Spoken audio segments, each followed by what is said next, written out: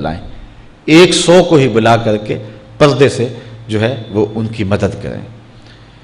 تو میں یہ کہتا ہوں کہ ہم جہیز فنڈ دینے کی بجائے، یہ جب تک یہ حالات ختم نہیں ہوتے، ہمیں خفیہ طور پہ یہ بھی کرنا چاہیے،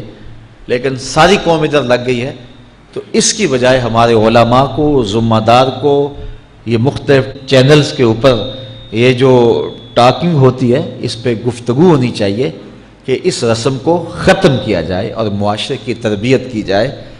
کہ بیٹیوں کا رشتہ اس لیے قبول کیا جائے کہ وہ دیندار ہیں، وہ پردے دار ہیں، وہ سگڑ ہیں، وہ پڑھی لکھی ہیں اور ان کے اخلاق اچھے ہیں، یہ معیار بنایا جائے، دولت کو معیار نہ بنایا جائے۔ اس طرح معاشرے پس جائیں گے اور معاشرے کے پلے کچھ بھی نہیں بچے گا۔ اور آج اندازہ نہیں ہے ہم کو کہ جس کی بیٹیاں گھر کی دہلیز پہ جوان ہے اس کی زندگی کتنی کٹھن گزر رہی ہے۔ کوٹھے تے چڑھ ویخ فریدا تے کر کر بلدی اگ، میں جاتا دل دکھی میرا پر دکھی سارا جگ۔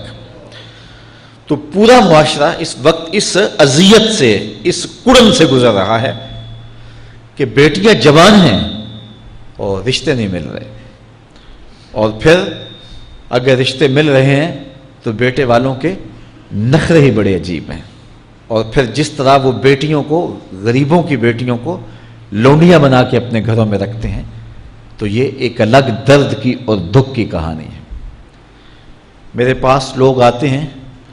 دعا کیجئے، کاروبار نہیں ہے، معاشی بحران ہے، مالی پریشانیاں ہیں، بچے کے امتحان سر پہ ہیں، بہت سارے مسائل لے کر لوگ آتے ہیں، لیکن کوئی نہیں، لوگ حوصلے سے مصائب کا مقابلہ کرتے ہیں، کاٹتے ہیں۔ لیکن کچھ لوگ آتے ہیں دعا کے لیے تو بات کرتے ہی آنکھیں چھلکنے لگتی ہیں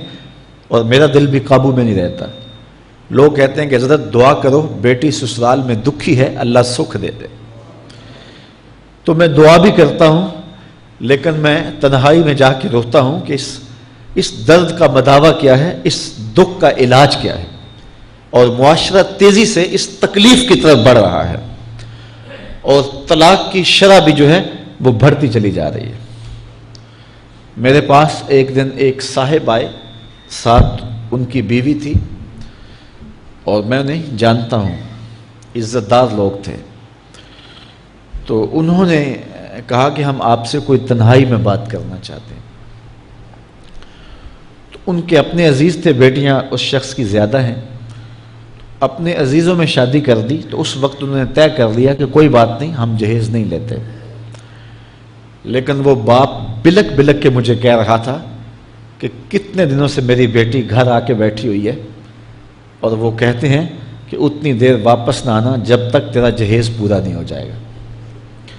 میں کہتا ہوں کتنا صفاق معاشرہ ہو گیا ہے اور کتنے کٹھن حالات ہو گئے ہیں۔ تو جب معاشرہ اس کیفیت میں چلے جائے تو پھر انارکی پھیلتی ہے اور معاشرے پھر قائم نہیں رہتے۔ تو کتنی باپ کی دہلیز پر بوڑھی ہونے والی بیٹیاں، ان کی سسکیاں، ان کی آہیں اور ان کی چیخیں اس معاشرے کو بے چین کی ہوئی ہیں۔ تو امیر لوگوں کی ذمہ داری ہے کہ وہ غریبوں کے دکھ بانٹ لیں۔ اللہ تعالیٰ ارشاد فرماتا ہے کہ فَقُّ رَقَبَةٍ او اطعام فی یوم ذی مسغبہ، کسی پھنسے ہوئے کی گردن چھڑانا یہ بڑی نیکی ہے۔ تو اس وقت غریب کی بیٹیوں کا رشتہ کوئی قبول نہیں کرتا۔ اگر کوئی نوجوان اور اگر کوئی سرمایہ دار غریبوں کی بیٹیاں قبول کر لے تو یہ اس کی مہربانی ہوگی، اور اگر یہ نہیں کر سکتا تو کم از کم ان بیٹیوں کی شادیوں کا اہتمام کیا جائے، لیکن یہ مہربانی کی جائے کہ غریبوں کی بچیوں کو نمائش گاہ میں نہ کھڑا کیا جائے اور ان کی غربت کا تماشا نہ بنایا جائے۔ رات کی تنہائی میں ان کے ماں باپ کی خدمت کی جائے تاکہ وہ اپنی بیٹیوں کو عزت سے اٹھا سکیں۔ میرے حضور نے ارشاد فرمایا وَرَجُلٌ تَصَدَّقَ بِصَدَقَةٍ فَأَخْفَاهَا حَتَّى لَا تَعْلَمَ شِمَالُهُ مَا تُنْفِقُ يَمِينُهُ، جس شخص نے تنہائی میں خیرات کی کہ دائیں ہاتھ نے جو خرچ کیا بائیں کو پتہ بھی نہ چلا، قیامت کے دن جب کوئی سایہ نہیں ہوگا اللہ اس شخص کو اپنے عرش کا ٹھنڈا سایہ عطا فرمائے۔ تو یہ جو اجتماعی شادیوں کا ماحول ہے، تو اگر اس کو ہم اس میں تبدیل کر لیں کہ غریبوں کی عزت نفس مجروح نہ ہونے پائے، تو اللہ تعالیٰ یہ توفیق نصیب فرمائے اور معاشرے کے اندر ایسے لوگ نکلیں جو معاشرے کے دکھ بانٹتے ہیں۔ اور علماء کو ممبر و محراب سے زوردار آواز اٹھانی چاہیے کہ یہ جو رسم پیدا ہو گئی ہے جہیز کی، اور اس کے بغیر بیٹیاں گھر سے رخصت نہیں ہو سکتی ہیں، تو اس کو ختم کیا جائے اور اس کے خلاف عملی جہاد کیا جائے،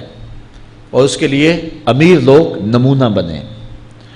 غریب لوگ تو نمونہ بن نہیں سکتے، مشکل ہے ان کے لیے، لیکن امیر لوگ اگر نمونہ بنیں تو وہ بن سکتے ہیں، اور معاشرے کے اس ناسور کو ختم کیا جا سکتا ہے، اور غریبوں کی بیٹیاں عزت سے اپنے پیا گھر سدھار سکتی ہیں، اور ان کو جو ہے ان کے ماں باپ کو تسکین کی اور چین کی نیند آ سکتی ہے۔ آج میں نے نکاح کے حوالے سے بہت ساری باتیں کرنی تھی، لیکن عنوان ادھر چلا گیا، چونکہ یہ ایک سلگتا ہوا مسئلہ ہے اور ہمارے معاشرے کو کاٹ رہا ہے اور توڑ رہا ہے۔